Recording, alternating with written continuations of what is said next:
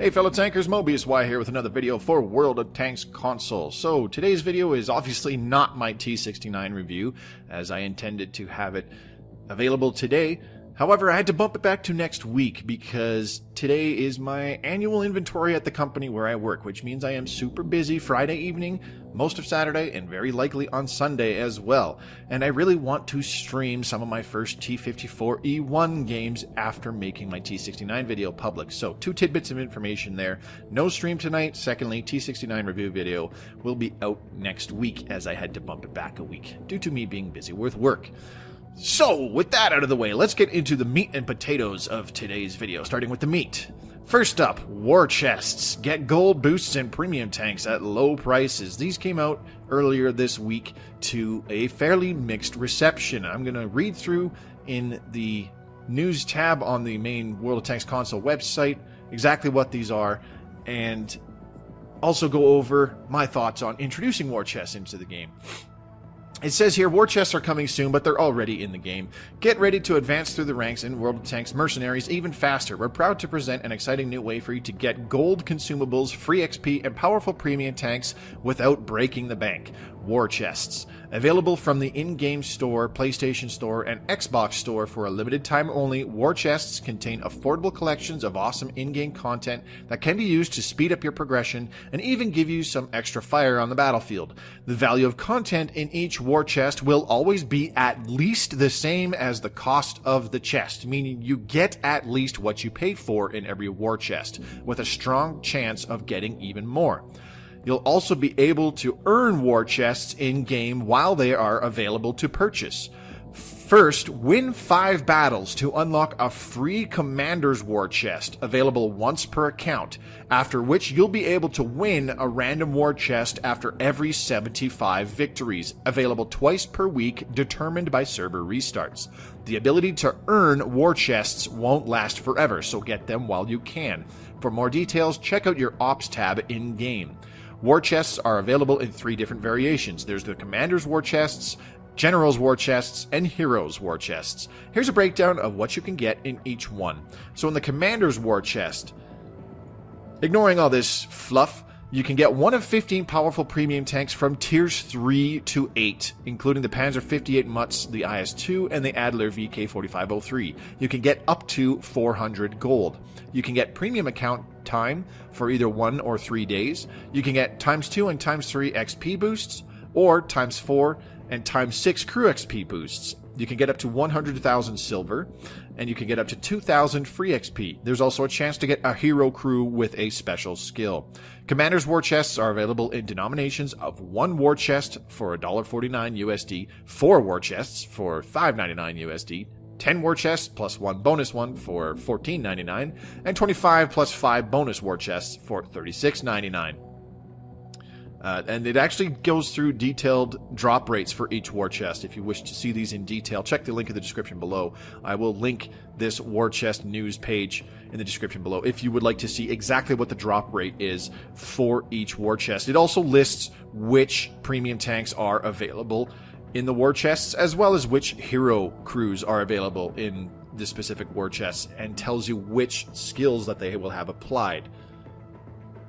So let's close that up there and go to the next war chest, the General's War Chest. Ignoring this paragraph of fluff, you can get one of 15 powerful premium tanks from tiers 5 to 8. So where the Commander's War Chest could have premium tanks as low as tier 3, the General's War Chest has premium tanks only going down to tier 5, including the King Tagger, the Dragon Type 62, and the T-3488, which is a very popular one. You can get up to 1,025 gold. You can get premium account time for 1 day. You can get up to 175,000 silver. You get ×2, ×3, and ×4 XP boosts. You can also get ×4 crew XP boosts, up to 2,600 free XP, and of course the chance for a hero crew with a special skill. General's War Chests are available in denominations of 1 war chest for $2.99, 5 war chests for $14.99, 10 war chests plus 2 bonus ones for $29.99, and 17 plus 5 bonus war chests for $49.99. So individually, they're a little bit more expensive than the Commander's War Chests, and they still have deals going on where they are more expensive. For example, the $49.99 bonus war chest unlock there, where you get 17 plus 5 for a total of 22, is more expensive than the Commander's war chest. So you essentially get less rolls for a higher price, but better odds of just getting more stuff out of each chest.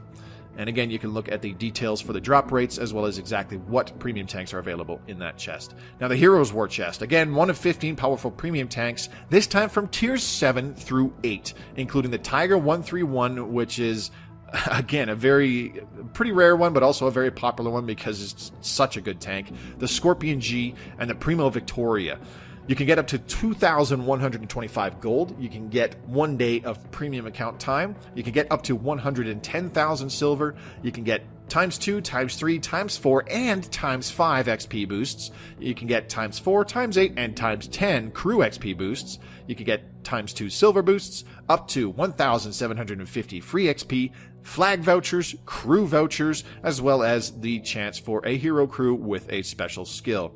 And Heroes War Chests are the most expensive of the bunch, where you can get one of them for $4.99. You can get 6 plus a bonus Heroes War Chest for $29.99.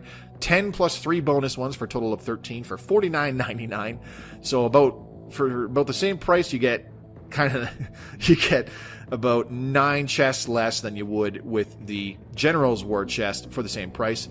And lastly, 20 war chests plus 7 bonus war chests for $99.99. So you get 27 rolls for $100 and pretty good odds at getting some good stuff in those war chests. So with these much higher priced bundles, you get more chest rolls. There's a very good chance that you essentially get back as much as, or more, definitely more than the value that you paid for all this digital stuff. Stock up on war chests from the in-game store, PlayStation Store, and Xbox Store for a limited time only. Note, prices are displayed in US dollars, as I said previously. For pricing details for your region, please visit the PlayStation or Xbox Store. So, my initial impression about hearing about these was, oh crap, we now have loot boxes in this frickin' game. So initially my response wasn't so great.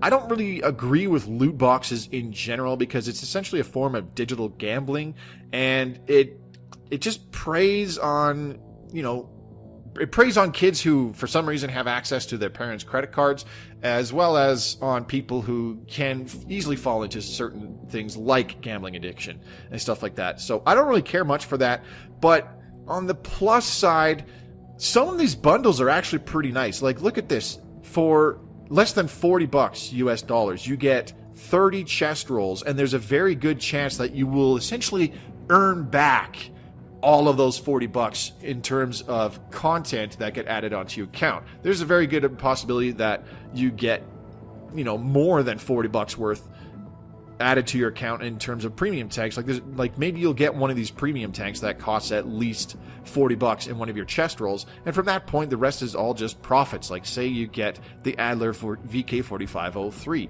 which isn't necessarily a cheap premium tank. So there's most of the money you spent going into that one premium tank, plus you get all this extra fluff from the additional war chests. That's pretty cool that there's the potential for that. So there's already been videos of lots of people who buy big bundles of the war chest and they get all sorts of goodies in them. So if this is something you like, if you do not mind loot boxes and you're interested in dumping a big chunk of change into this game to try and keep this game alive and keep it funded and keep it going, by all means. These aren't necessarily a bad way to spend your money in the game. Like I said, I don't 100% agree with them being added into the game. I'm more of a, get what you pay for kind of thing. If I want a specific premium tank, I want to just buy that premium tank. That's me. I'm a little more old school that way. But for some people who like getting extra goodies and possibly even getting back more than what they paid for in terms of digital content put onto their account, then by all means, just be aware that when this game fizzles out, if that's even 10 years down the road, all that money that you spent, or even the free stuff you got from spending a lot of money on this game, it is essentially gone. So that is the one major downside to this. Now, the other thing that I'm going to say on the flip side I really like about these war chests being added is this paragraph here where it said you can get them for free. You'll also be able to earn war chests in-game while they're available to purchase. First, win 5 battles to unlock a free Commander's War Chest, which is this one here. It can give you a premium tank anywhere between tiers 3 to 8, as well as maybe a few of these other goodies here, like 1 or 3 days worth of premium time, maybe some silver, whatever. And then after that, for every 75 victories, you'll be able to win a random war chest. So it could be a Commander's War Chest, it could be a General's War Chest, it could be a Hero's War Chest, which is super cool. There's a few other free-to-play games, namely Smite, which I have actually posted about on the forums, which gives away free stuff all the time. You get free gems, which is basically the Smite equivalent to gold. Normally you pay money for them. They give you chest rolls all the time for you to get stuff like boosters for in the game, as well as cosmetic items like skins and whatnot, or possibly even unlocking various other things like voice packs for gods and stuff like that. So Smite's free-to-play system is a lot more based on earning the cosmetics in the game, but that's just because that's basically because of the whole style of that game. That game is a MOBA. You can't really make it necessarily pay to win whatsoever. It's entirely cosmetic-based stuff that you can get for free in Smite. And in World of Tanks here, the nice thing is that you can get stuff that actually have an impact on the game itself, on your in-game experience, and not just, make you look more unique and stuff like that. My one minor gripe, I would say, is that this requires 75 victories. So for most players, that will require at least, and I say this loosely, at least 150 games played. Because let's face it, the average player is sitting at 50% or slightly less of an overall win ratio throughout the game. Average players tend to sit around 46 to 50%. 46 to 49 to be totally honest. So most average players will have to play at least 150 games to get another one of these free war chests, and you can only get 2 per week. So we're looking at 300 plus games for average players to play in order to win both of the available war chests that you can get every week. Remember, you can only get 2 free war chests every week. So you're looking at playing a minimum 300 games per week. That is a lot of tanking. That is a lot of tanking, I must say. This is a pretty good way to incentivize players to play because it gives them the option to win free stuff. I personally think that this could just be lowered quite a bit because not everybody has that much time to play 300 battles. Even somebody like me, who used to be obsessed with this game, to get 300 battles in a week, I'd pretty much have to come back home and spend 4 hours every night playing nothing but World of Tanks, and then spending a minimum 8 to 12 hours on both days of the weekend playing nothing but World of Tanks in order to try and get 75 victories, well, technically 150 victories, in order to earn both of these war chests. So those are the only 2 things that I would really gripe about with this war chest thing, is that I think this required victory count is a little high. If that got changed, maybe even just to play 75 battles, then every player has a fair chance and a fair ratio of how often they can get these war chests. So obviously players who don't play as much are much less likely to get them, but they still have a really good chance. And then players who play really often will earn them more often simply because they play the game more. I think that leans better. That is a better incentive to get people to play more, and it'll be a lot less frustrating because it doesn't require them to get a win. Because as I said, average players have a 50% or lower win ratio. Most of them lower. So it'll be a lot less frustrating, and it'll be a lot less. They'll be able to have a much greater impact on how often they get these war chests, because it's strictly up to how well they play, and not necessarily how well the rest of their team does in every game too. So those are the only 2 things that I would point out that are kind of negative about the war chest being introduced. Is one, it's just loot boxes, whoop-de-frickin-do. These are way too pervasive in games these days. That's just my personal opinion. But secondly, the fact that they're giving them out for free is pretty cool. And the other thing that I wanted to point out, a couple weeks ago, I was very vague in a video that there are changes coming to the Russian tech tree, particularly in the higher tiers. And I didn't really have any details at the time, so it was pretty vague what I said, and several of you pointed that out. I totally get that I wasn't necessarily to the point or anything like that, but let's take a look at this image that I posted on my Twitter account. This is what's going on in the high tiers of the Russian tech tree. we've got a bunch of new tier 10s being introduced. We've got 2 new heavy tanks coming in. We've got 2 new mediums coming in, and a new tank destroyer being introduced, as well as several of the higher tier tanks. Some of them are being shuffled around, and there's a couple new ones being added. So let's start with the heavies. The new tier 10 heavy tanks is the Object 277 and the Object 705A. So what's happening here is the original heavy tank line went from the IS to the IS-3 to the T10 to the IS-7. That's no longer the case. The IS and the IS-3 still link up. However, the IS-3 branches off into the T10, which is staying at Tier 9, and the Object 257. The T10 will now lead to the Object 277 at Tier 10, whereas the Object 257 will lead to the IS-7 at Tier 10. So, if you have a T10 already researched, or in your garage, or whatever, things that you have applied to the T10, like if you've researched some XP on the T10, or if you've researched certain packages on the T10, they will be applied to the Object 257, and we'll go in a little bit more detail into that with an official news post on the World of Tanks console website.